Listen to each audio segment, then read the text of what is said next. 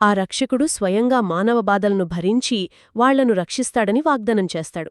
ఈ ప్రాచీన ప్రవచనం కొత్త నిబంధనలోని బోధనకు ఎంత అద్భుతంగా సరిపోల్తుందో చూడండి.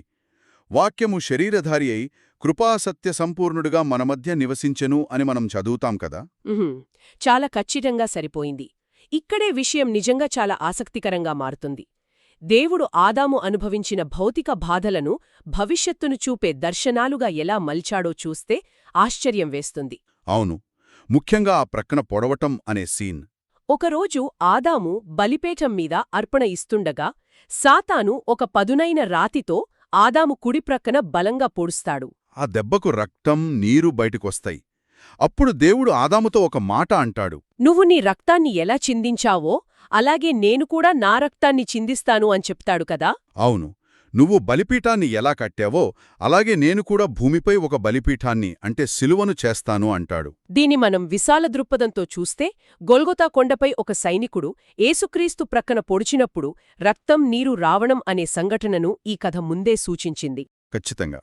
మొదటి మానవుడైన ఆదాము చిందించిన రక్తం భవిష్యత్తులో క్రీస్తు చిందించబోయే రక్తాన్ని ముందే ఎలా సూచించిందో మనమిక్కడ చూడొచ్చు. ఇంకొక అద్భుతమైన విషయం ఆ జీవజలం గురించి. ఆదాము హవ్వలు దాహంతో అల్లాడిపోతూ దేవుణ్ణి నీరు అడుగుతారు. అవును, జీవవృక్షం వేర్ల నుండి వచ్చే సాధారణ నీటిని ఇవ్వమని వాళ్లు బ్రతిమాలుతారు. కాని దేవుడు ఆ భౌతికమైన నీరు వాళ్ల ఆత్మలను బాగుచేయలేదని చెబుతాడు. దానికి బదులుగా గొల్గొతాలో తన రక్తం చిందించబడినప్పుడు ఆ రక్తమే విశ్వసించేవారందరికీ నిజమైన జీవజలం అవుతుందని వాగ్దానం చేస్తాడు. ఇది కొత్త నిబంధనలో క్రీస్తు ఇచ్చే సజీవజలముకు డైరెక్ట్ ప్రతీక అని మనం అర్థం చేసుకోవచ్చు. అవును, ఆదాముకు వచ్చిన ప్రతి కష్టం భవిష్యత్తును వివరించే ఒక ముందస్తు ప్రణాళికలాగా మారిపోయింది. ఇదే క్రమంలో వాళ్ళెదుర్కొన్న మరో దాడి గురించి కూడా మనం ప్రస్తావించాలి.